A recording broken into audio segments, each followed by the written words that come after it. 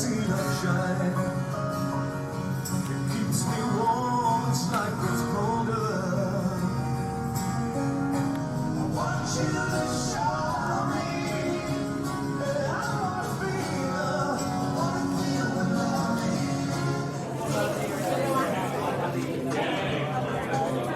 We're about to start, folks, so again, just a final tip on your mobile phones. Thank you.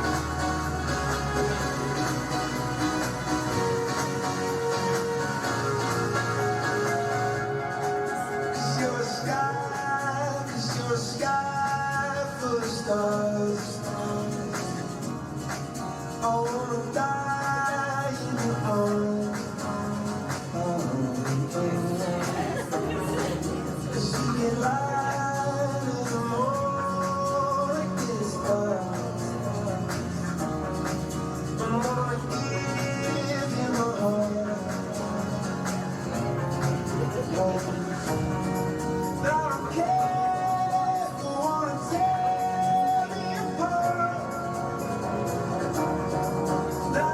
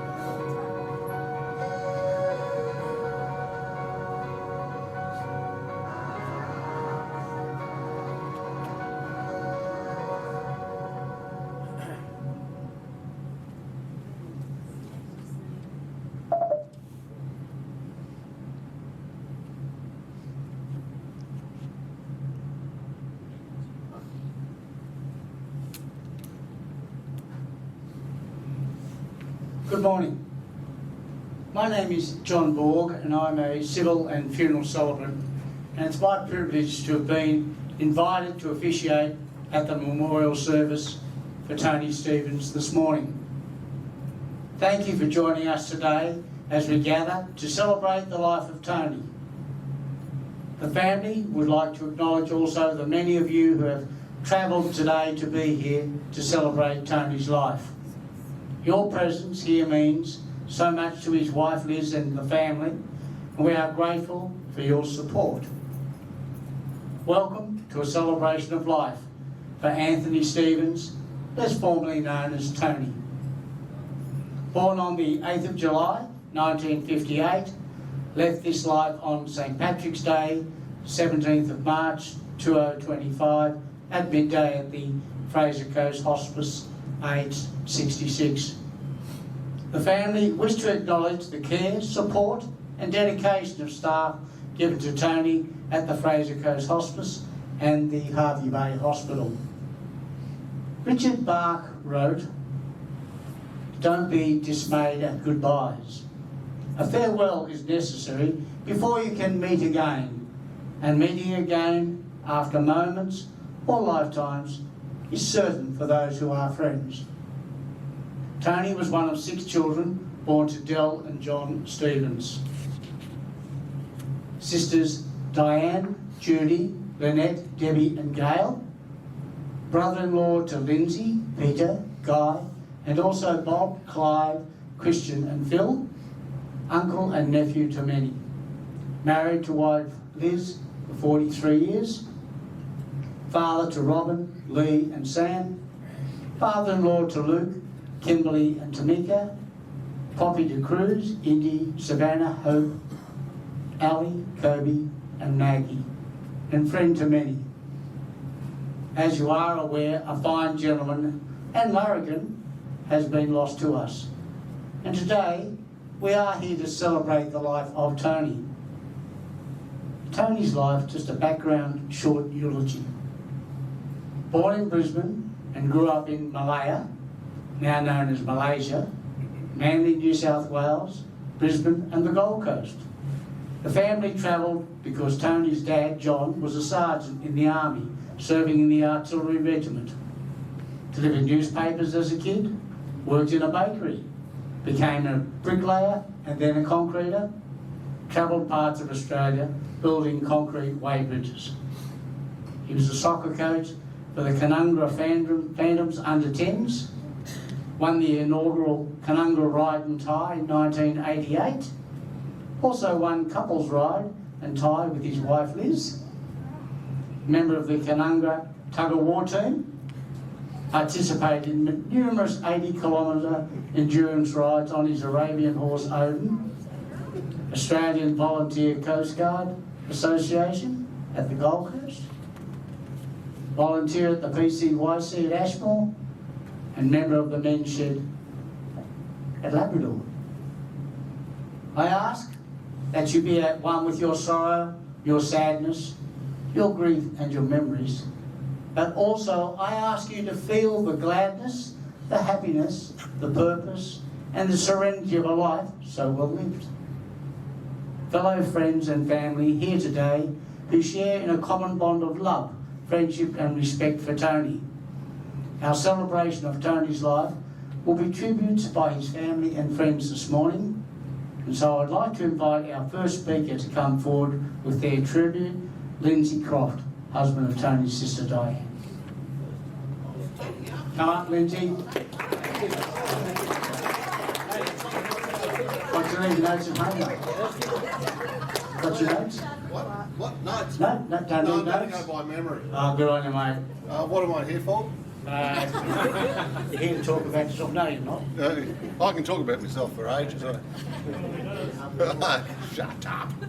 Do I have to talk to this story? Yeah. Okay, right, yeah. This was just, I'm married to Diane.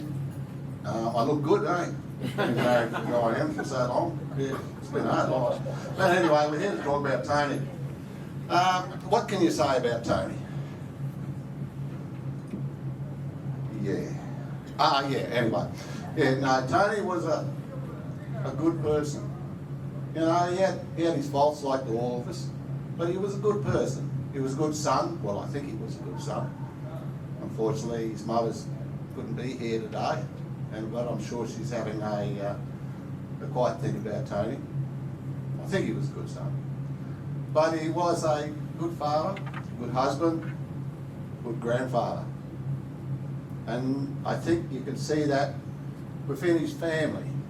You know, through his children, Robin, Lee, Slippery Sam. You know, they've grown up to be fine people within our community. I got the shakes now. And, you know, though Tony had a tough life near the end there, through probably no fault of his own, but it was tough. His family stood by him right to the end. And Tony was one thing about Tony, he was extremely proud of his family, extremely proud of them.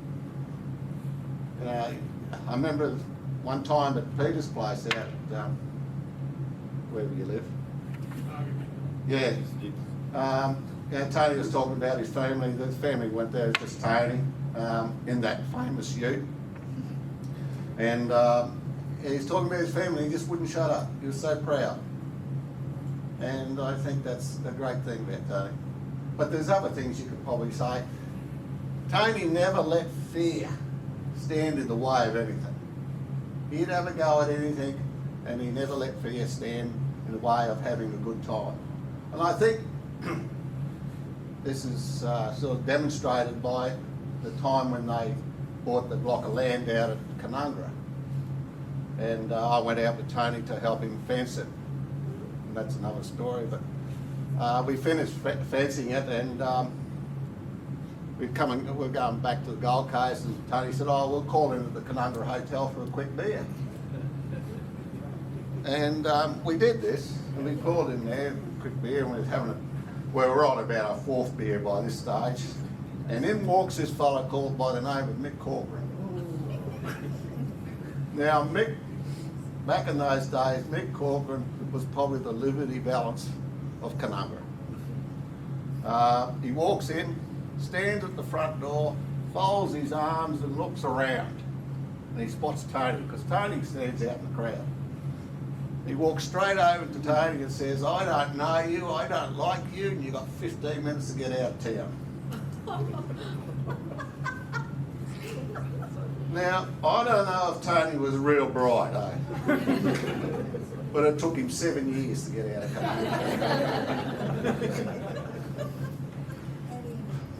Canungra. Yeah, fearsome. Wouldn't let fear stand away. He'd have a go at anything. Some of the things he'd do, you'd just stand there and shake your head and say, oh. But he was I suppose, and Liz, where's Liz? Liz, you'll be able to confirm this. He was very talented with his hands. The way she's smiling and blushing, I think she's pretty well right. But he was very talented with his hands. I don't know if you ever remember the coffee table he made. Yeah. Out of a tree stump and the root system and everything like that. It won numerous awards at different shows around the place. It was a work of art.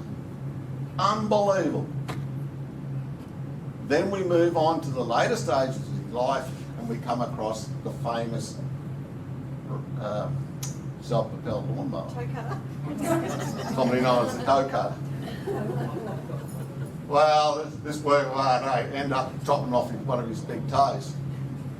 They took him to hospital, he stitched it on. But didn't faze Tony whatsoever, because he was pretty used to losing body parts by this stage.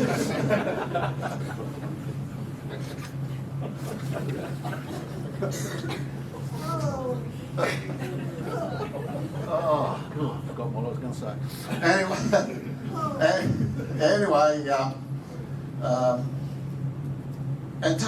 Tony didn't quite listen to people.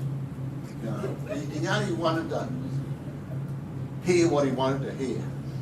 Now, I don't know if you remember the early days, he wanted to get into stock car racing. And he conned me into helping him build his stock car. And I said, well, we've got to buy a car somewhere. And he says, yeah, I've got a mate. He said, I can have this car. Right? So we go and have a look at it. It's a HG Holden, 186S motor, and it's all goes and everything like that. Unregistered. And Tony says, yeah, this is the car. And I said, you sure you said you can have this car? He said, yeah, I can have this car. So anyway, we went and got a car trailer, loaded her up, and took it back to my place where we were living at Rainbow Drive, and back there, and we're into it. We're taking all the seats out, all the windscreens and glass and everything like that. We've got it stripped out, ready to put the roll cage in it. 2 weeks later, the owner of this car turns up and he says, I'm here to collect the car. I said, what do you mean? I said, Tony said you could have it. He said, yeah, I said Tony could have it for $500. Forgot about the 500. Yeah. Anyway, and it was in this thing here that they said he was a larrakin. I think to describe Tony, I think the best way is to call him a larrakin. He had a joke. He could tell jokes one after the other. He could tell you stories, couldn't he, Pete? And you'd laugh so hard, your sides would ache, you'd be gasping for air. You know? And that laugh he had, Sam. Yeah, no, I wouldn't believe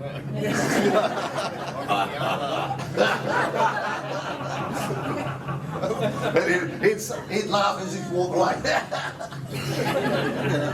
That was Tony. Yeah, there was a dead set larrakin. And I think the best way to sum Tony up, and not many people know this story, but Liz, you were living at Nerang at the time, close to the Nerang River, and you invited us all around, the family around for a barbecue, and we all went around there.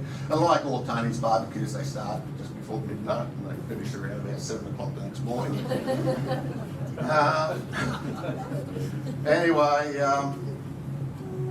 by this time the bulk of the sisters had gone home. There was only Di and I left, and Matt over here, and the daughter Katrina over here, and we're sitting around having a few drinks and that. And it was about, I don't know, about 11 o'clock at night. Tony springs up and he says, oh, Di, let's go and put the net in the river.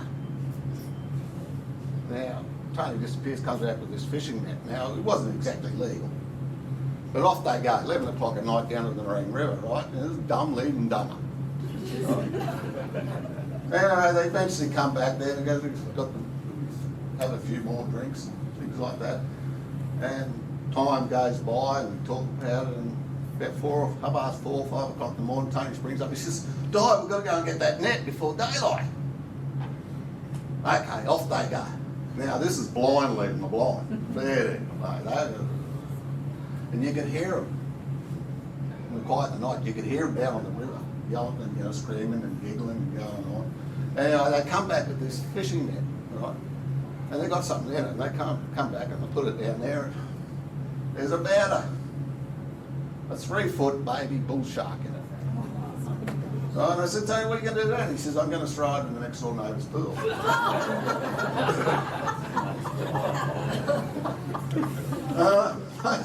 I said, yeah, but it's chlorine. He said, no, it's saltwater pool, he'll live.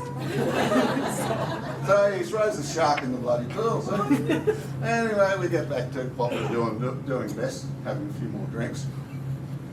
And around about 6:30, 6:45 that morning, we're still going. Liz has gone to bed, kids have crashed. It was us, just Tony, Di, and myself up. Out comes old mate from next door in his Speedos. Right, he walks up to the end of the pool there and does his limbering up exercises. Dives into the pool, gets halfway down, and he's confronted by this shark. Well, the yelling and the screaming, it sounded like the teenagers' bloody pyjama party. There's water going everywhere, splashing. He eventually gets out of the bloody pool. Stands on the side of the pool, walks around the pool, up to the bloody fence line, and he says, Tony, get your bloody shark out of my pool. Hilarious. But you know what the funniest part was? Tony in the pool trying to catch the shark. He put a knife in his mouth. Yeah. Oh, look, I can tell stories really. Yeah. But anyway, some people say that when you die, your soul, your spirit leaves you and goes to a newborn. Now that's a belief. I don't know whether it's right or not, but so you know, Tony being the larrakin he was. Who else, lying in hospital on their deathbed, would be thinking now, when would be a good time to go when everybody remembered? Oh, I know, St Paddy's Day, 12 o'clock. Everybody remember that? Yeah, that's it. That's Tony. But if the soul does depart and go to a newborn, all I can say to the parents of the newborn is, good luck. Hang on tight, because it's going to be one hell of a ride. See you in the flip side, Sam. Thank you.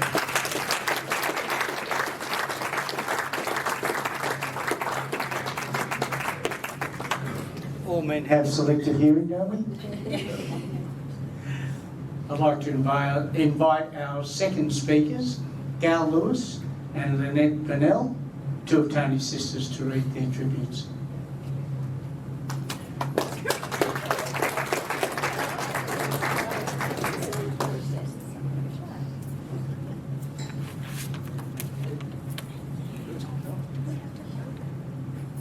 That's okay.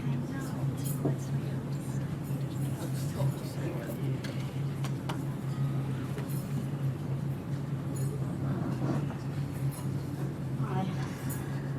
What a privilege it was. It's hard. What a privilege it was to be Tony's sister. Tony's birth date, 6th of the 7th, 58.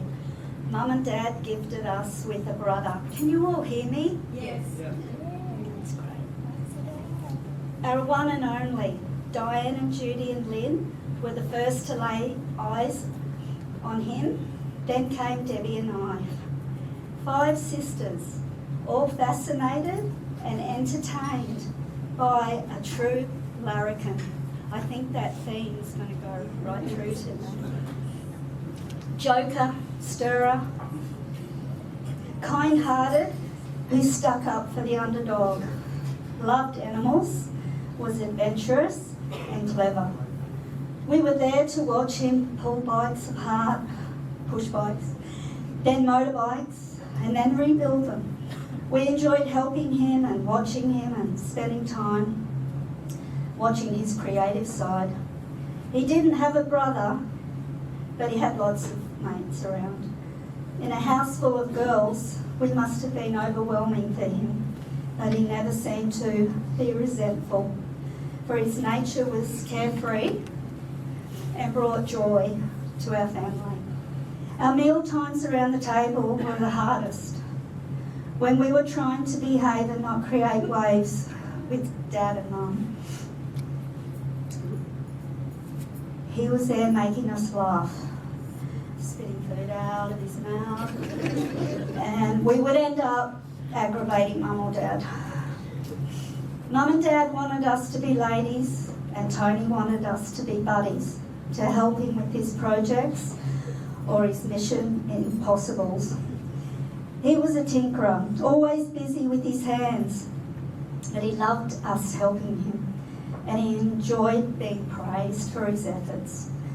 I asked him to recover an antique chase of mine, and it took quite a while actually. So I said, "What's going on with the chase?" And he said, "Oh, come and help me." And I ended up helping him. It was really good that I did. I'm so glad I've got that memory. He did so many kind deeds, too many to write, but will never be forgotten. Coming off the front handlebars of a push bike that he was riding wasn't easy. How I got conned into that bewitched. I suppose it was hard to say no to him, even if it was scary. Off I went, but only ended up with a broken little toe. When Tony was a proud owner of a motorboat, he invited his sisters for a joyride on the Coomera River. I was the last to get in, halfway in the boat and halfway out. Tony decides to take off. I'm half in and the bottom of me is in the water. The girls had to pull me in. Always a drama. Never a dull moment with him around, which made our lives richer and interesting. I will hold dear the memory of one many family gatherings at Judy's place. Tony was on a roll with the one-liners. It just didn't stop. He had everyone in stitches, laughing red-faced, hard to breathe laughter.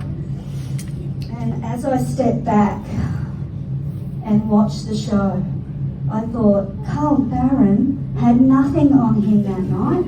The joy he brought was what he loved to do and who he was as an entertainer. We were all his audience.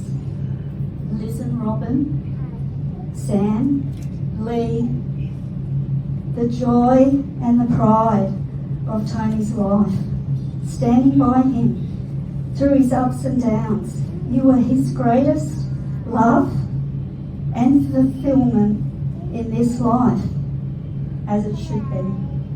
Thank you. Thank you. I'm not finished. It's only a little bit. Dad and Tony have passed us and have left us now, but we'll never be forgotten. Rest well, our dearest brother, our one and only. And I just hope that you don't mind, but I just will pass it over to Vinny. And then I'll just say another little thing from Justin, as Lizzie has allowed.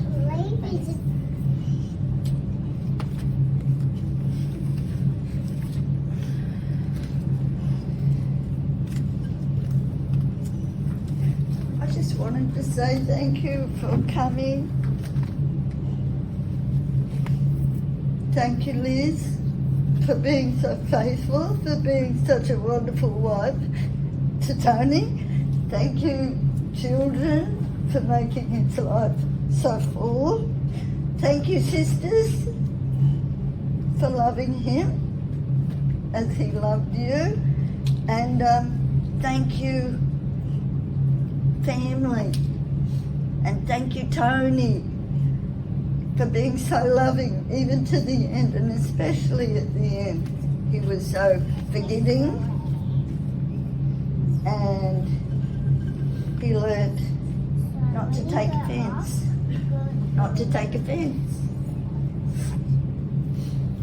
and to keep on keeping on, keep on keeping on, and to go with the flow, and to start to read the room. He started to read the room. He had a beautiful life. I thank the Lord for Tony. Only one brother, that's all we needed. And I did have, I'll tell you the story. Seeing as everybody's told stories, and I thought we had a minute. 2 minutes, everybody. Oh, we really do? Oh. One day, this is when he was at home, he had his own room. He was the boy, he always had a room. There was 4 of us in a room, but Tony had a room, he was a boy. And he cut the carpet up once and started putting bricks and cement and said, "It's really going to put money to this house, Mum. It's a bar." He's made himself a bar in the bedroom. Oh, you know, real good. Anyway, I could tell them all, like, you know them. My sisters already know them, we've lived through them. But I'll just say thank you so much. This is just a beautiful avenue that you've put for him. And he's here saying, this is how I wanted it. Yeah. He did the best for you guys. He did the best he could, and he excelled and you kids have done the best for him, and you've excelled. So thank you.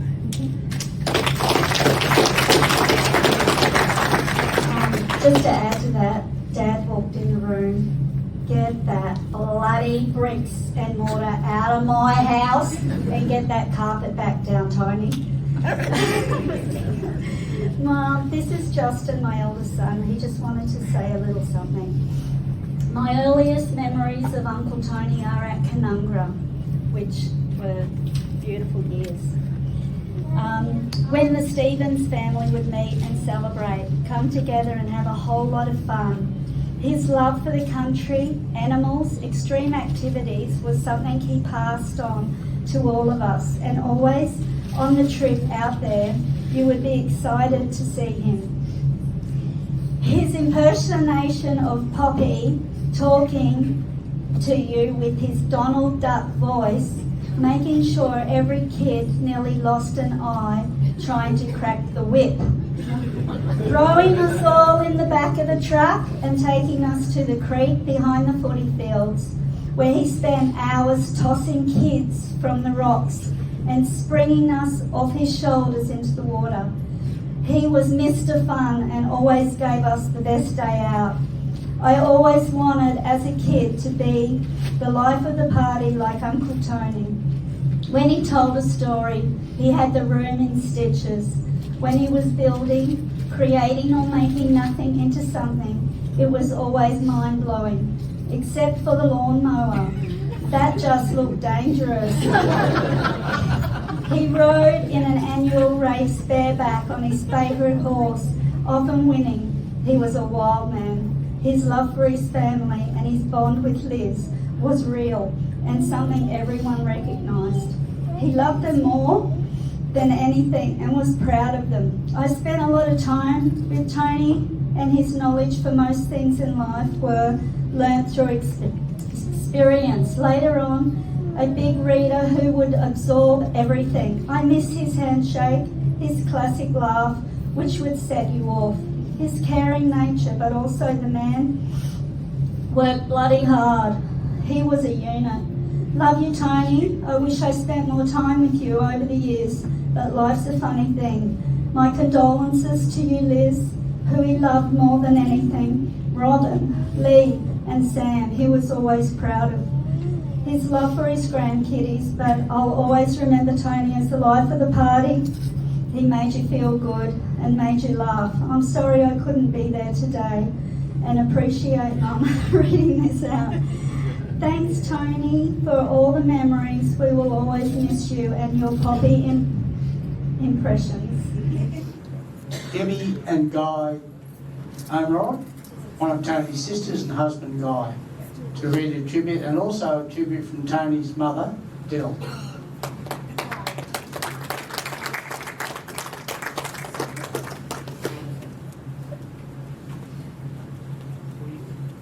Thank you. I'll let Deb go first.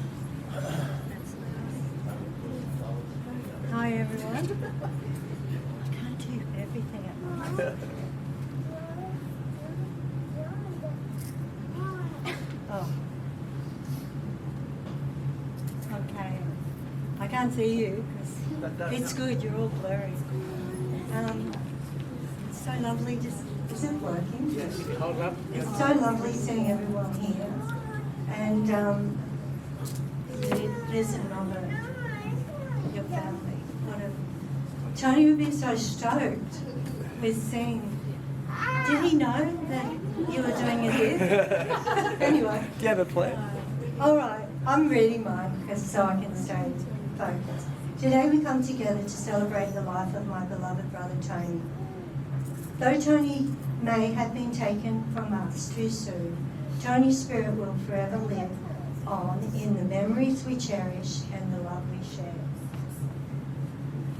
Some of my childhood memories of Tony were outdoors, like the time we were having a family day at Little Manly.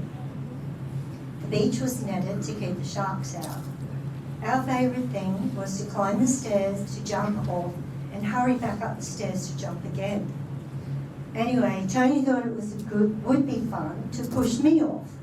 and it would have been had not some wire ripped my ankle open that required 7 stitches. He really did feel bad because we had to go home and we had a picnic and everything because I had to go to the hospital. But you know, Tony didn't have a mean bone in his body. He was very kind-hearted.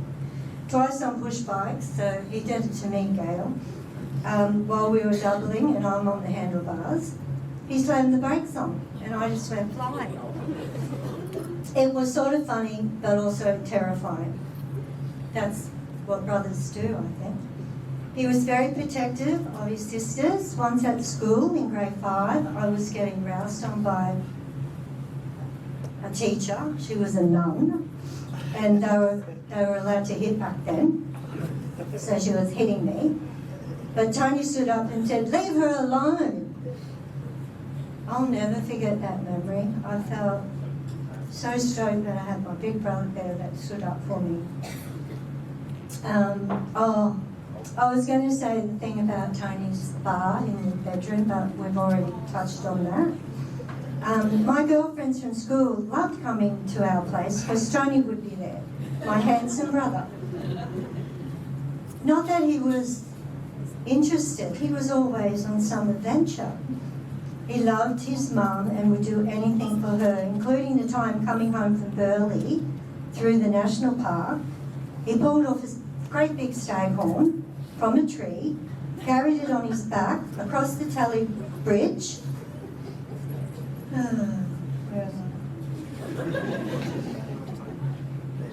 Across the Tally Bridge all the way to Muller Drive, and with much happiness called to Mum, "Look what I got for you." Mum couldn't make it to the journey today. She's 92 this year, sadly. So I jotted some words from her. Tony was my 4th child, and to my delight, he was a son. He was creative. He would love to pull things apart to see how they worked and then put them back together. He would spend hours on the beach exploring and only came home because of hunger. I think I've got what you've got, Lindsay.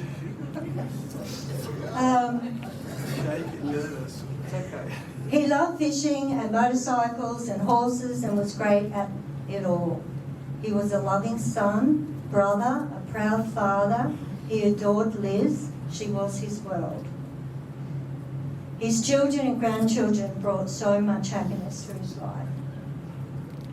The most beautiful people we have known are those who have known defeat, known suffering, known struggle, known loss, and have fought their way out of the depths. These persons have an appreciation, a sensitivity, and an understanding of life that fills them with compassion, gentleness, and a deep loving concern. Beautiful people do not just happen. Tony, you were one. We will miss your stories and humour. Rest in peace, darling brother.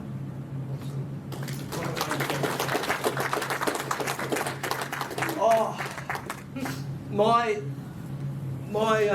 memories of Tony as a 19-year-old, we all heard of the Stevens girls. I was a surfer from Burleigh, and the Stevens girls were, you know, they had not a reputation, but they were all gorgeous, right? So I ended up meeting one of them, which is this one, Debbie, and to Tony's delight, for the first time, like here's a boy in a family of 5 girls, the boys started coming around. And I remember myself and Christian Lewis, I started dating Debbie at 19 and Tony was only 20. I think Christian was around the same age. And because I was a surfer, Tony loved surfing, and so we used to go surfing together at Tullabudger Creek and Palm Beach, and he was a real keen surfer because whatever Tony did, he did it with everything. He didn't want to, and he was a perfectionist, but he was good at everything. Whatever he put his hand to do, he would do it to his best ability. I remember one time I couldn't get my moped going, and he came around and he says, "Oh, I'll fix it for you." And I've had services on that thing from many different places, but I haven't had it serviced as good as what Tony did. It was brilliant. Anyway, we were surfing and having fun, And then one day he says, "Oh, do you want to go fishing at Palm Beach Reef?" And I go, "Yeah, that'd be unreal." And he goes, "Well, you and Christian come around to our place at Mullewa Drive and we'll go." And I says, "Oh, have you got a boat?" And he goes, "Oh, no, I'll get one." Anyway, we rock up and he had this 8-foot little tinny with a 3 horsepower Evinrude motor with the petrol tank on top of the motor. So you see, and the little propeller. Anyway, so we took off from, Mullewa Drive through the canals. It was fine. But then when we started going out through Tullabudra Creek, the tide was coming in and it wasn't very powerful, this boat. And I said, are we going to get out through the bar? And he goes, yeah, we'll make it. We couldn't move because as soon as you move, there's three males in there, the rail would go under. Anyway, it was an adventure. It was the best time. We got out through the bar somehow. We got out to Palm Beach Reef, and then he says, "Oh, I think we've got to go back in then because there's no more petrol." And so he had 1 oar. We managed to make our way back in. Luckily, the tide was coming in. An adventure. Tony was always an adventure. But coming into the family and marrying one of his sisters was just a joy. I mean, the family Christmas parties, whether at Diane and Lindsay's or whether at Judy and Pete's place, it was unreal. With all the grandkids and all the kids, what I loved the most was when John and Tony started at the end of the night and their show, their humour, the way they would banter off each other. Tony was a character with so much life and so much life experience, and he got that from his dad. And I know today, right now, Tony and John are in heaven, mate, looking down upon us all going, I want that to continue. I want that to continue within the family because it's who we are. It's how we grew up. I loved that family bantering. And Liz, when you come on the scene, you stole his heart. And you were so faithful through all the ups and downs. I credit you. You are just an amazing woman, And because of your love for your husband, look at the beautiful family you've produced. And, it's a credit to you, darling. And the beautiful kids, the boys, and his beautiful daughter. I remember at your wedding, talk about this is Tony's big day. To give away a son's easy, but to give away a daughter is really hard for a male. I've had 3 daughters, had to give them away, and it was Tony's time to give his beautiful daughter away. And we had the unreal ceremony, and then it was the party time. And then Tony's walked down the steps of where you had your wedding, and he slipped over. He's taken. By the way, when Tony did everything, it was like a big thing. It was like the grand entrance. And so Tony's walking down and he slips, and then he gets to the bottom and his 3 sisters are there waiting for him. And then one of, I think it was Judy, goes, "I can see blood." And we look at Tony's leg and he had just opened up his whole shin right here, walking down the steps. And it was Debbie and I who just grabbed him and said, "Look, we've got to get him to the hospital." We took him to the hospital, and there was this beautiful South American doctor and an Irish nurse, a female nurse. And I said, "Look, he's the father of the bride. He's got to go back and do his speech. Can we get this done?" And they go, "No worries." We were in and out within half an hour, and at the same time, he had them in stitches, laughing. That's Tony. Whatever happened that was bad, he turned it around and made it good. He turned his lemon into lemonade. And I just want to encourage him. And looking at Tony's life, his happiest place, I reckon, was at Canungra. He loved it. The way he just, he was a surfer, and he goes to Canungra and he becomes a cowboy. What's that? And then he was riding bikes, and he was doing it all really well and killing it. My lasting memories of Tony just recently at the start of the year was we come up to see Tony because he wasn't well, and he couldn't sleep at night. We were in one of the spare rooms at Liz and Tony's house, and at 3 o'clock in the morning he's going, "Guy, we're going fishing." Okay, we're going fishing, are we? And we go fishing, and I got a photo of him, and there was a storm in the background, or down here somewhere, river, wherever you live. And he was throwing a line out, and it looked like he was fly fishing. And that is the best memory I'm going to have of Tony. You know, he's a larrakin whose life will continue to live through his kids and through us. So, thank you very much.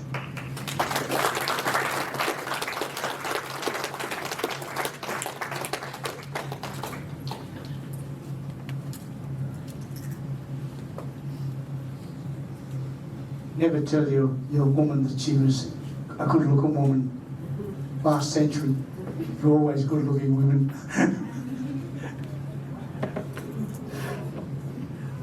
Our fourth speaker, Liz. Please come up.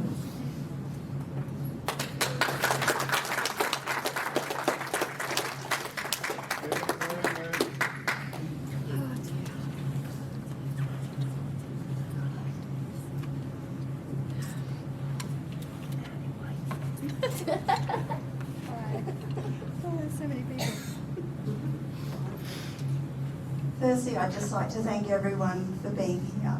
It's so good to see faces that I know. Stop it. Stop it. I can tell myself to stop it. Oh, wow.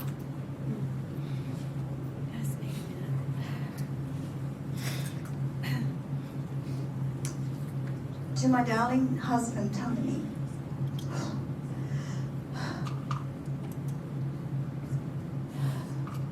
From the day I met you and fell for your good looks, muscles, blonde afro and sense of humour, I knew I was in for a life of fun and adventure. And what a journey it has been.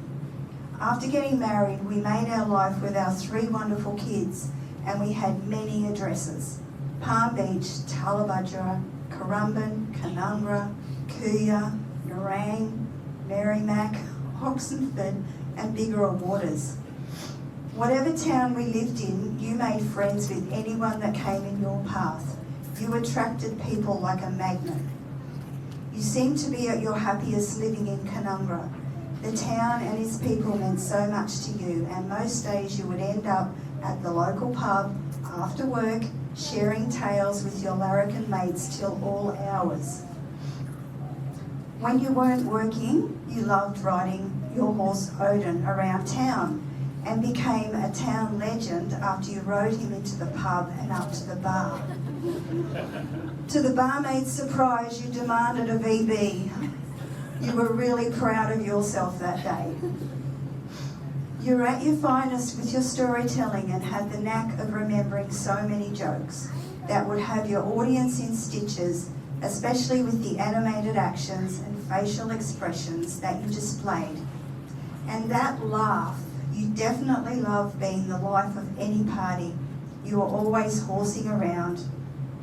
You worked so hard at bricklaying, concreting, carpentry, painting, welding, and whatever other skills you tried. You were able to master so many others, and you loved a good curbside throwout and a visit to the local tip shop to pick up a bargain to repurpose. You also shared your passions of motorbikes, fishing and horse riding with the kids, although mainly we would have to watch you doing all the stunts and daredevil moves. You had no fear. Needless to say, all 3 kids love riding dirt bikes to this day. I admired how generous you were, even when you would happily gift my prized pot plants or anything else that we had around the house to your friends. You would always give the shirt off your back to anyone, even give a bloke your last smoke without saying anything. As we grew older and all the kids left home, we travelled together, and your favourite places were Thailand and Tassie. On a trip to Phuket, you were busting to hire a scooter, so we did, and I clung on for dear life on the back. You had so much fun zipping through the traffic and exploring the magical scenery. Your face would light up every morning we hopped on that scooter for another adventure. I must say we had a few close calls. You loved the Thai culture and the happy locals and always said, "We could live here, you know." You also loved the cruise we went on, where once again you seemed to attract new friends instantly in the smoking area, where you were happy to sit all day with your bucket of beers and tell all your funny stories to a new audience. I remember when I was in bed for 2 days suffering from seasickness, you were out partying with all your new friends till 5 a.m. All innocent though. When it was eventually time for you to retire, we decided to move to Harvey Bay. You especially finding our spot at River Heads, where you loved sitting on the veranda and looking over to Fraser Island, one of your favourite places. You loved the fishing and throwing in the crab pots, eager to hide all the jennies. Always hit the jennies. One of your biggest joys was being a poppy, and all 7 of your grandkids seemed to bring you a renewed sense of purpose and a happiness that would fill your day and make you smile. They brought out the best in you.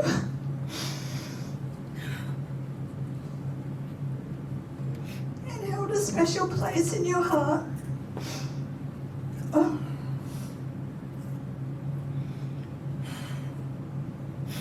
Thank you for helping shape our children into caring, motivated, hard-working adults. You showed them to be strong, have a voice, and take on the world. Sorry. I can't see now. I forgot my glasses. It's hard to believe that you've gone. A part of me left that day. It's surreal not hearing that cheeky laugh, those ongoing requests for another coffee, the country music blaring and the assorted power tools used for your next project at any time of the day. My comfort is knowing that you're at peace now and nothing can hurt you. I know you will watch over me. You said you would. You are in my heart forever. I miss you.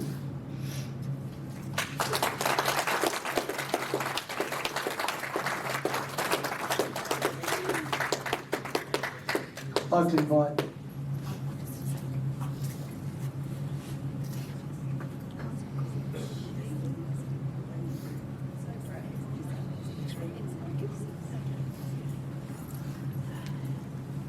boss has told me what to say. Always good to have a boss. Next speaker, Lee Stevens, with Sister Robin and Brother Sam. Please come forward. Take the podium. Oh, where do you start? Hey, I'll give you that one there.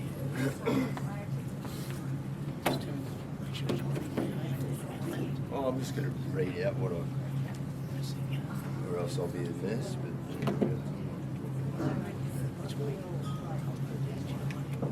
All right, first of all, I just want to thank everyone coming here to celebrate Dad's life. All right. You loved everyone. Everyone here loved everyone. Just, I'll start off with a few funny memories, all right? There's a few, but I think a few got said already, but I'll do it anyway. Yeah, my first one, the funny one, as a young fella, he built me a billy cart, all right? And that took us about 2 months to do, and then we finally got it done. And then this is in Bowie at the good old spot.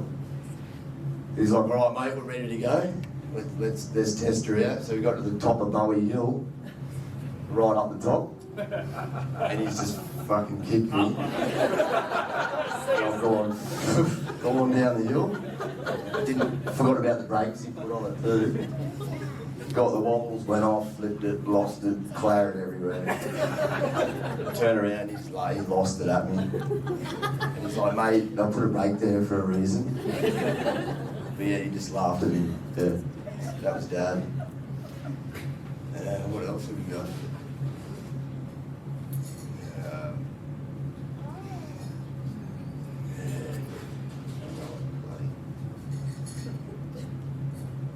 Oh yeah, the time he flogged me for pushing him in the pool because he was on the turfs with all his workmates and that, and thought he'd be smart, so I pushed him in. Phone smokes, beer, everything. But then he got up and flogged me with a bamboo pole. He broke the bastard too. Yeah, I didn't do that again. Oh, he taught me how to shoot, skin a roo, cut a chicken's head off, all the cool stuff. Taught me, driving a HQ wagon, that was right, with the hole cut out of the roof. Well, the time we took his Pride and Joy boat out, and that was out the Broadwater, out the Seaway. Got it all finished, he was all pumped. And then, we took it out, and he lined up the biggest wave. Fucking hit that. He ended up in the front of the boat, ass in the hatch, still holding his beer and smoke. Oh, what else? I can't read, and anyway, yeah, bystanders laughing, and it was unmanned for about 2 minutes while we were doing donuts as well. People were laughing and clapping. Oh, sure.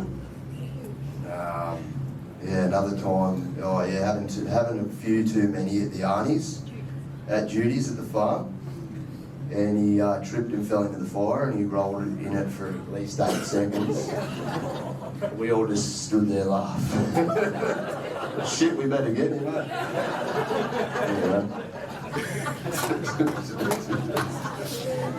Horse riding through town.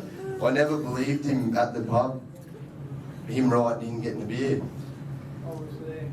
Yeah, and we actually, probably 6 years ago, we went there and we had a few out front, and a bloke walked out and goes, "Tony, you mad bastard." And I was like, "What's going on here?" And he goes, "Oh yeah." And I said, did he actually? And he goes, "Yeah, he rode a bloody horse in it. I bought a VB." And I said, "Yeah, that put me in my place."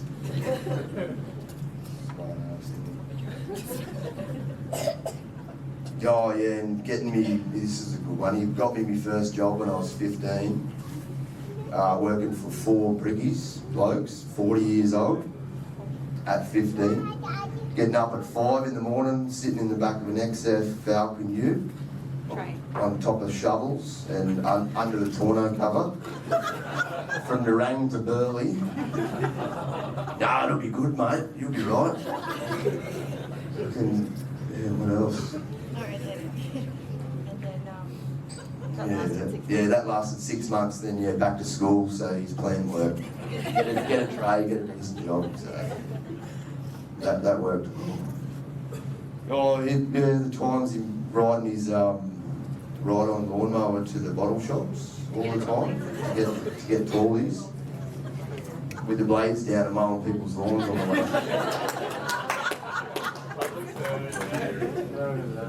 No, but he was always a bloody good dad. He taught me everything I needed.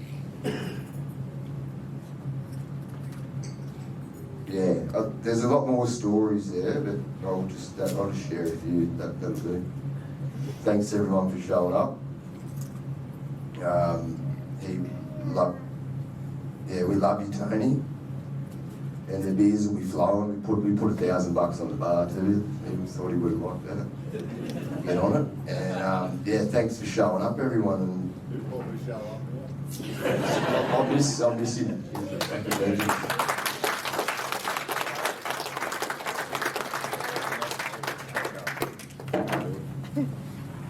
Come on, Sam. Come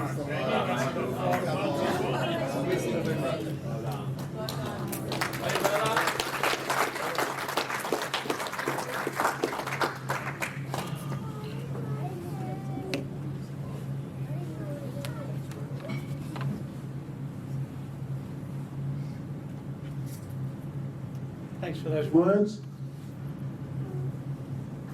I've got a tribute here that I've been asked to read. It's from Grant Stocks, long-term friend who couldn't make it today.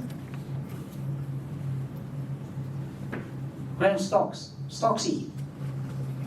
G'day Liz, Robin, Lee and Sam, and to all your families and friends who have gathered here today to celebrate the life of Tony. For you folks who don't know me, my name is Grant Stocks and I live in Tamworth, New South Wales with my wife Karen. Well, I've had some jobs in my days, but putting pen to paper here today is hard for me as I miss my old mate, Tony Trumpy Stevens.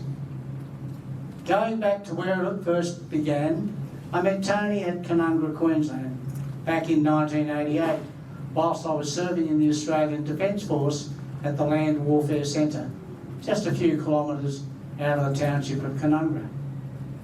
We became good mates over a rum or two and a cold beer at the local Canungra pub. We instantly clicked and were inseparable. Tony often extended an invitation for me to join him at his house for a barbecue, which typically resulted in us spending many hours spinning yarns and reminiscing about our past experiences, fact or fictional. Daily life in the army was pretty regimented for me, so it was refreshing to change into my jeans, western shirt and kubra, to spend my downtime with Trumpy. Back in the 80s, the army camp had a saddle club, and some of the town folks were members, but not Trumpy. He had his own saddle club. It didn't take much to put two horses in a horse float and head on down to Tony and Liz's place, saddle up and hit the hills around Canungra. Sometimes we would change up horses. Maybe I would ride one of Trumpy's ponies or vice versa. He said vice versa. We'll go vice versa. This one particular afternoon, Tony, Liz and I headed off for a ride near his house. We had swap ponies and Liz was riding my Bronco when suddenly he got spooked and took off up a hill with Liz doing some amazing trick riding and holding on for dear life. Trumpy immediately charged after her, and as he got closer, Bronco ran through a thorny bush with Liz on board. A branch flung backwards towards Trumpy and a thorn flew into his eye, which resulted in blood dripping down his face. I must admit there was a lot of cursing and yelling. Nonetheless, Liz was able to pull up Bronco and headed back down the hill, looking like she'd been through a shredder machine, ripped shirt and blood streaming from his gashes on her arms, where she still bears the scars. All I could do was watch. Didn't know whether to laugh or cry, but helped to bandage their wounds with Tony's ripped shirt. It was a very slow walk home and a visit for them both to Bow Desert Hospital to extract thorns from Liz's head and Tony's eyeball. I'll never forget that day.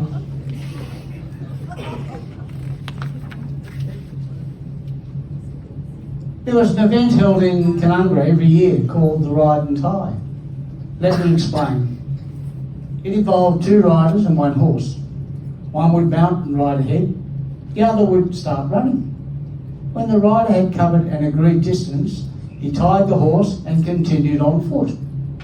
When the first runner reached the horse, he mounted and rode on past the original runner to the next tying point, where he ran on again. Tony entered in the inaugural Ride and Tie in 1988 with the local doctor, and they won. In 1989, Tony was my mate in the event, and by some miracle we won. It was a tough and grueling challenge, and we pushed on knowing that there was a cold beer at the end of the race for us both. I remember that day forever, Trundy. Later down the track, I was out of the army and working in a coal mine in Tyeri, central Queensland. I happened to check my post office box one night and found a parcel containing one witness plaque, and it read, South East Queensland Riders Association, Grant Stocks and Trumpy Stevens overall points winner, Open Day event 1989. Karen and I were honoured to have Tony as our best man at our wedding at Inverell, New South Wales years ago. Big thanks to you, Tony, for making the day memorable, especially when you were dancing on the table at the reception. Luckily, no falls were recorded. Tony, you've been called home, old mate, best mate. Check the water, give our horses a biscuit of lucerne each, don't shut the gate. See you there one day, best mate. Sorry, Karen, I couldn't be there today to celebrate and remember Tony's life with you, but our memories will last forever.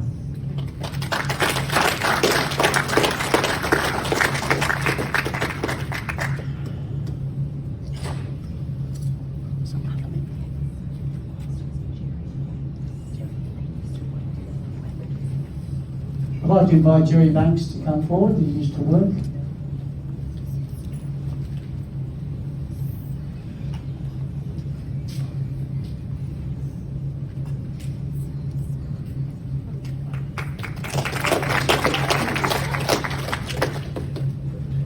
I did write something down, but after hearing everyone ad-lib it, I thought it might be easier to go that way. Tony was a very good friend, a neighbour and a colleague, and he also worked for me for about 6 years. For 6 years, we lived in each other's hip pocket. We travelled all around Australia, went to different places, got in all sorts of trouble. And he was, yes, as you say, the life of the party. If trouble was coming, Tony was standing in the middle of it, and then dragged me in it as well. But I wanted to lament on one little occasion. I lost Tony. And he was easy to lose. If you told him the pub was go right, he'd go left. If he had to go back to the unit, and he'd had a few, he'd turn down the wrong way. I picked him up outside of towns. You're going the wrong way, Tony. The hotel's back that way. Anyway, the night I lost Tony, we were at Dirranbandy, a one pub town. And we've been there for 5 days. We're down to our last night. We're pouring the deck the next day and on the way home. Here I am. At 10 o'clock, I suddenly noticed Tony's gone. I thought he'd gone back to the caravan park. No, when I got back to the caravan park, no Tony. That was a bit concerning, but I thought, okay, there's only one pub in town. Anyway, next morning I wake up, no Tony. This is real concerning. So off to the pour I go by myself, pour the job, clean up, load up. That's when I make my way back to town. When I get back there, I go and see the police station. No, he didn't get locked up. Off to the hospital. Nope, no Tony. Never seen him. By this time I was getting that concerned, I rang Liz and said, Liz, I've lost your husband and I've got no idea where he is.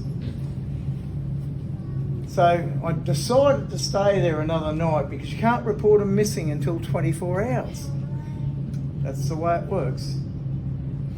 So anyway, I'm standing out the front of the pub, the truck's there, it's loaded. I'm going to stay another night.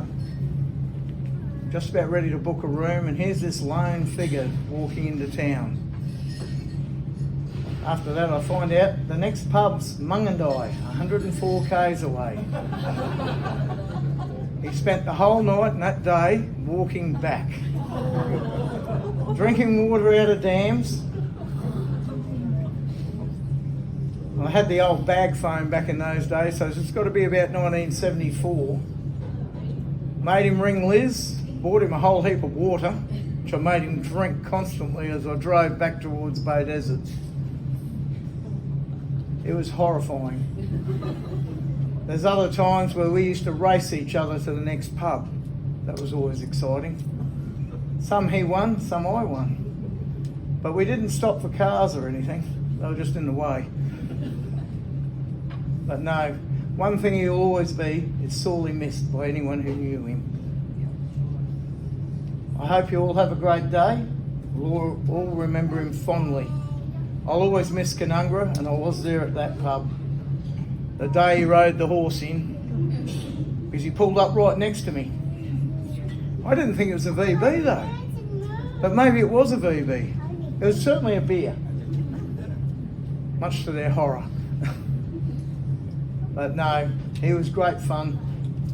He always looked after everyone who was around, but gee, he could get you in some shit. I'll miss him, as we all will. May he rest in peace.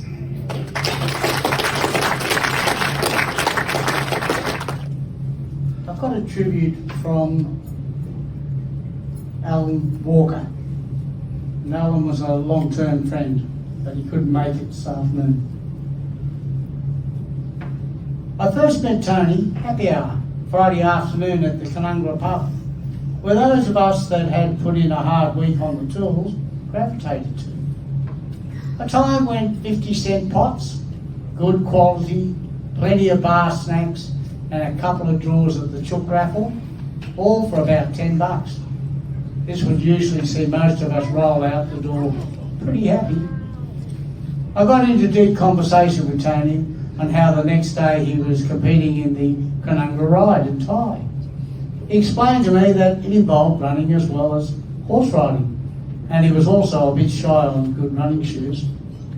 That afternoon I just happened to have my brand new Dunlop runners on. He looked down and said, "Shit, they look nice." I said, "And they are pretty comfortable too. Want to try one?" He did, and they fit him well. I went home barefoot, and my new runners went home with Tony. I did eventually get them back, a little worse for wear.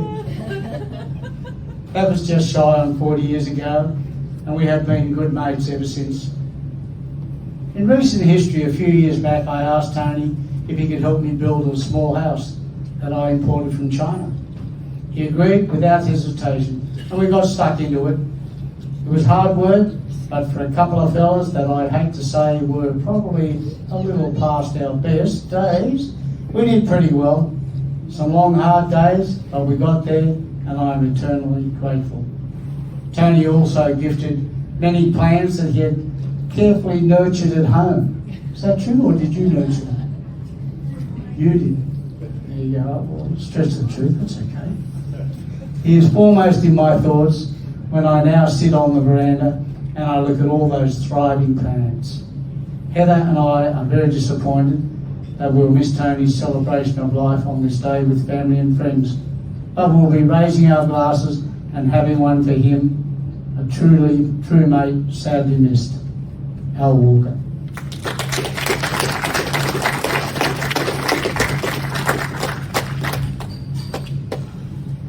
Our next speaker, I'd like to invite forward Kimberly Galafri, daughter-in-law and fiancée of Rita.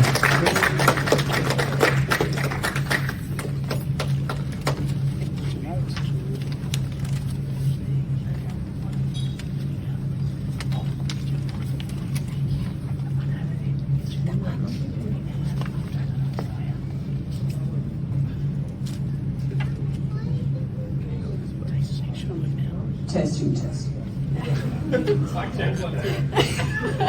Oh shit, this is hard. Okay. It's just a little letter I wrote to Tony. Sorry, just give me a minute.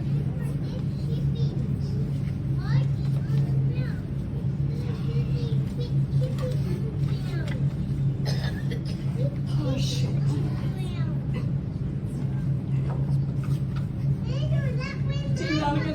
Nugga, silly Billy, shithead, the man of many nicknames.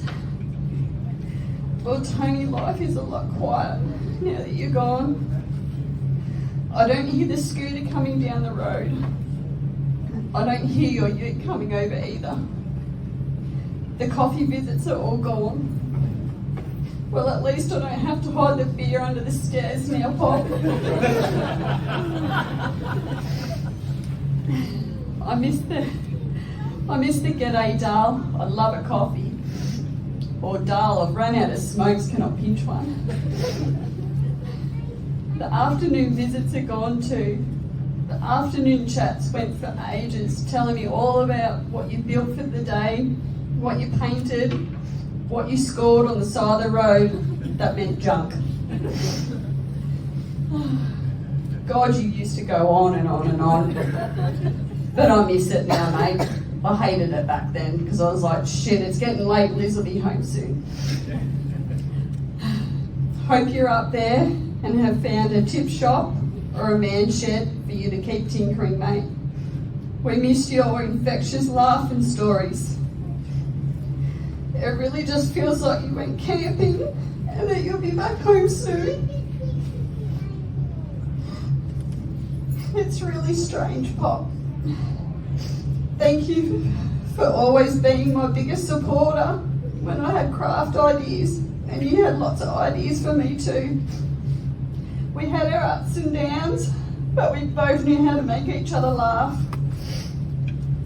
Lee and I often go and sit in the shed and crack a beer, and we talk to you.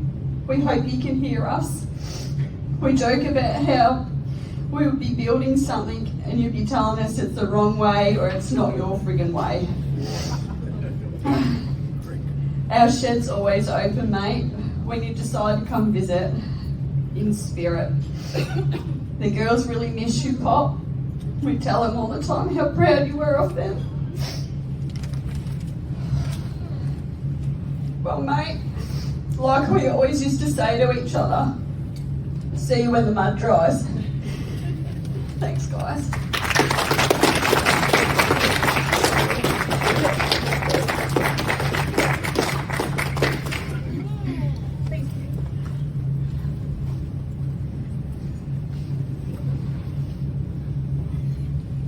I invite Cruz and Indy Pollock, Bill's grandchildren, daughter Luke, Gary.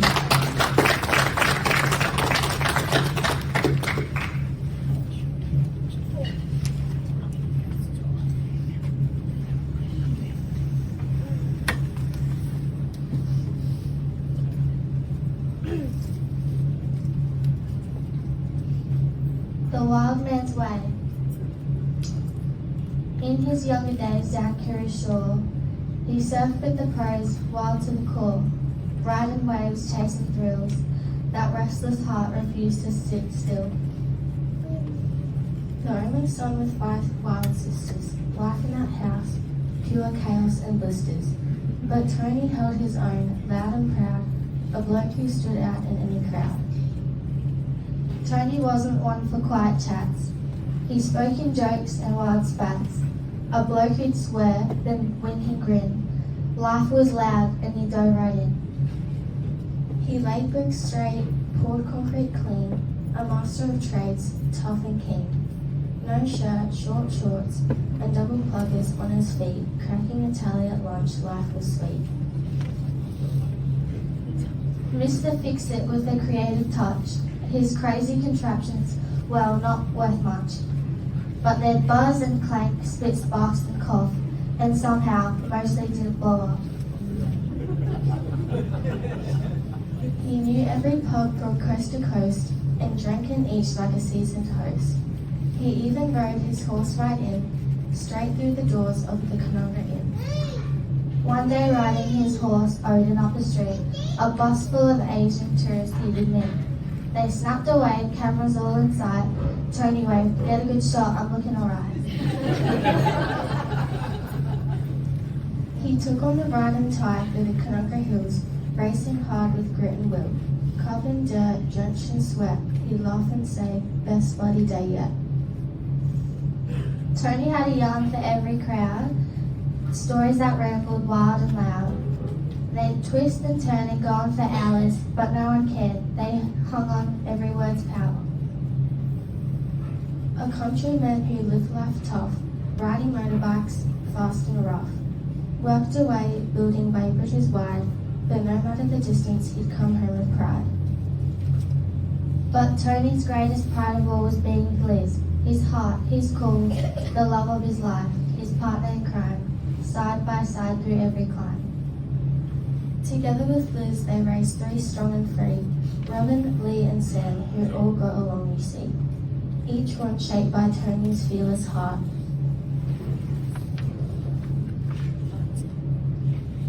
And oh, how his heart swelled with pride, being a poppy with grandkids by his side. He'd chase, he'd joke, he'd spin them all tall tales, and teach them how to leave their own bold trails. So here's to you, Poppy, loud and proud. You lived life with its challenges, but still pushed on. A legend, a larrakin, one of a kind. We miss you.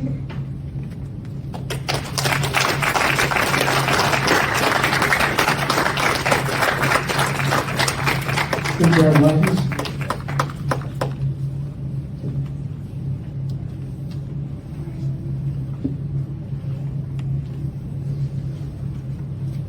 I'd like just everyone to take a moment to reflect.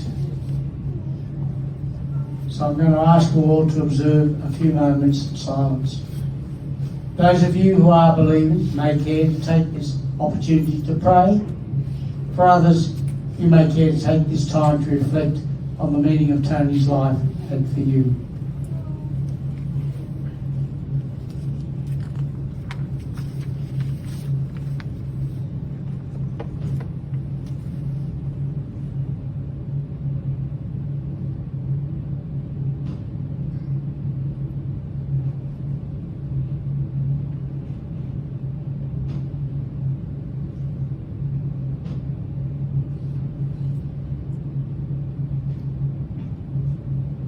We all know souls arrive on earth with special roles to fill, and he has finally played its part. His memory guides us still. He had a special soul. He stayed but just a while. So if or when you're feeling sad, recall him with a smile. For then you'll know inside your heart the reason why he's gone. And never feel too empty that his role down here is done. His spirit touched each one of us. No other ever could. Forever we will cherish him the way we know we should. We cherish his friendship and most of all his love. We should resolve at moments like these that while we live we will strive to make our living to of real worth and carry on Tony's goodness to others. So in the consciousness of work well done and a life well lived, we now leave Tony in peace, conscious of the things that really matter in life and resolved to live this way towards each other. So we're going to put up a couple of new videos just on top here for you, and that will conclude the service, and there'll be light refreshments and a reading. His role down here is done. His soul has touched us all. He didn't need to stay. His spirit touched each one of us before it sailed away. We all know souls arrive on earth with special roles to fill, and he has finally played its part. His memory guides us still. He had a special soul. He stayed but just a while. So if or when you're feeling sad, recall him with a smile. For then you'll know inside your heart the reason why he's gone. And never feel too empty that his role down here is done. His spirit touched each one of us. No other ever could. Forever we will cherish him the way we know we should. We cherish his friendship and most of all his love. We should resolve at moments like these that while we live, we will strive to make our living to of real worth and carry on Tony's goodness to others. So in the consciousness of work well done and a life well lived, we now leave Tony in peace, conscious of the things that really matter in life and resolved to live this way towards each other. So we're going to put up a couple of new videos just on top here for you, and that will conclude the service, and there'll be light refreshments and a reading. His role down here is done. His soul has touched us all. He didn't need to stay. His spirit touched each one of us before it sailed away. We all know souls arrive on earth with special roles to fill, and he has finally played its part. His memory guides us still. He had a special soul. He stayed, but just a while. So if or when you're feeling sad, recall him with a smile. For then you'll know inside your heart the reason why he's gone. And never feel too empty that his role down here is done. His spirit touched each one of us. No other ever could. Forever we will cherish him the way we know we should. We cherish his friendship and most of all his love. We should resolve at moments like these that while we live we will strive to make our living to of real worth and carry on Tony's goodness to others. So in the consciousness of work well done and a life well lived, we now leave Tony in peace, conscious of the things that really matter in life and resolved to live this way towards each other.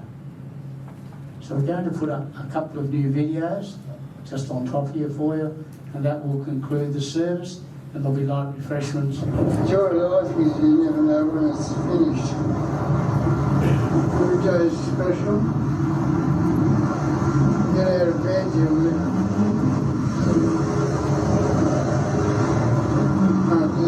two negative people keep them away from it. You're right. Talk to people you like. Never condemn anyone. Never give anyone 1, 2, 3 chances. Give all chances in the world. Two beautiful sides.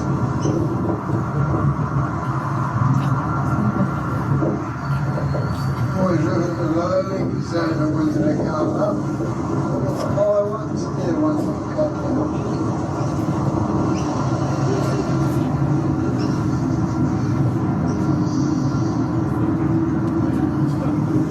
No people who care about you, the people who keep in contact with you.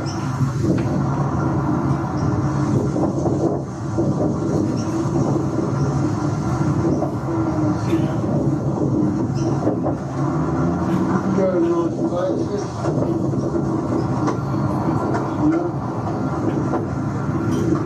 Enjoy life. And now the end is near. If you know the words, sing them. If you don't, show us some crap. The final curtain, my friends, I'll say it clear and state my case on which I'm certain. I live a life that's full. I've traveled each and every highway. Come on, and boy, everybody.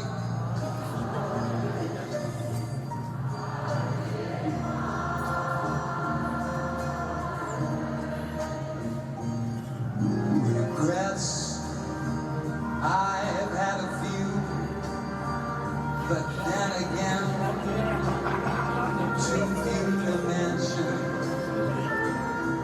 I did what I had to do and saw it through.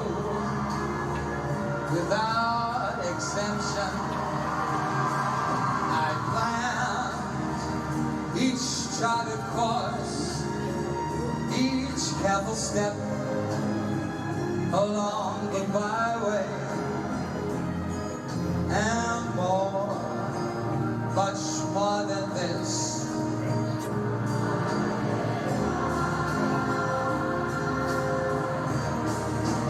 Yes, there were times, I'm sure you knew, when I bit off more than I could chew, and through it all, well, there was doubts, I ate it up and spit it out. I faced it all, and I stood tall and did it my way.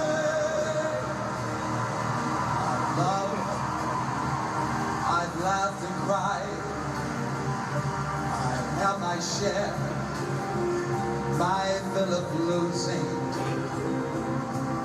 And now, as tears subside, I find it all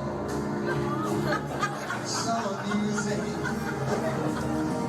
to think I did all that, and may I say, not in a shy way. Oh no, everybody!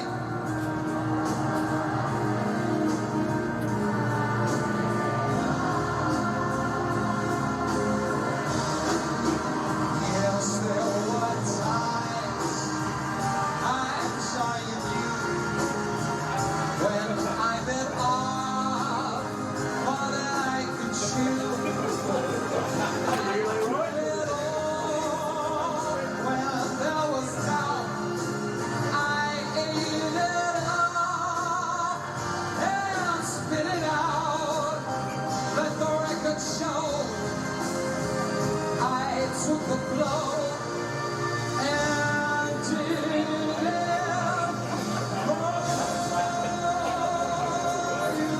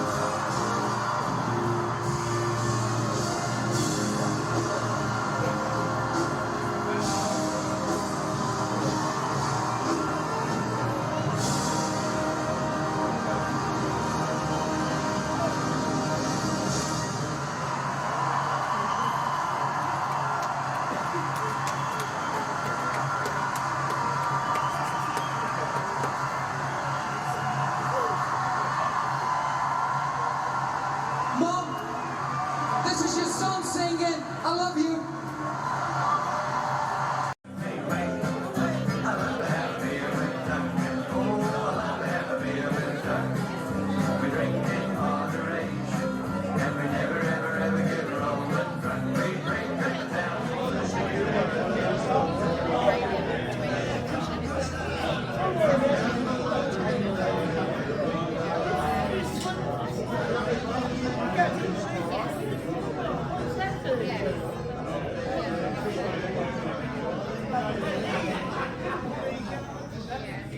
That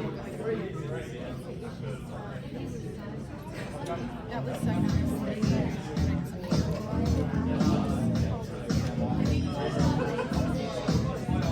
Yeah, okay.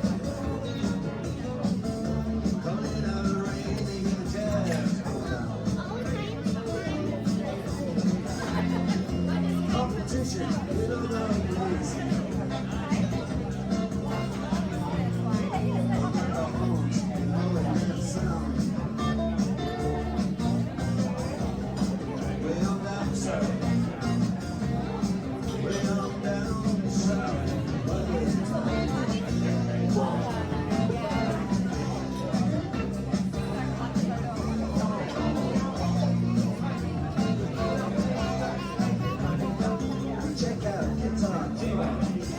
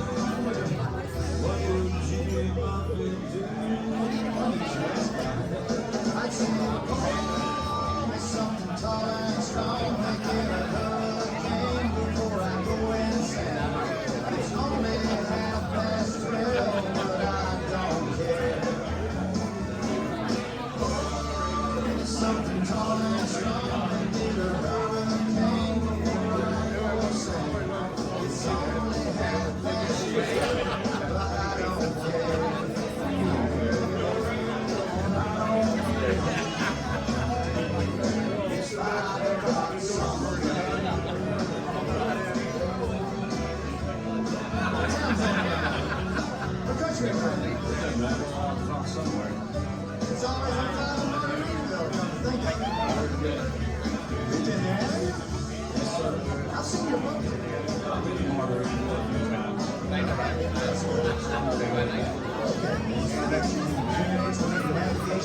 you.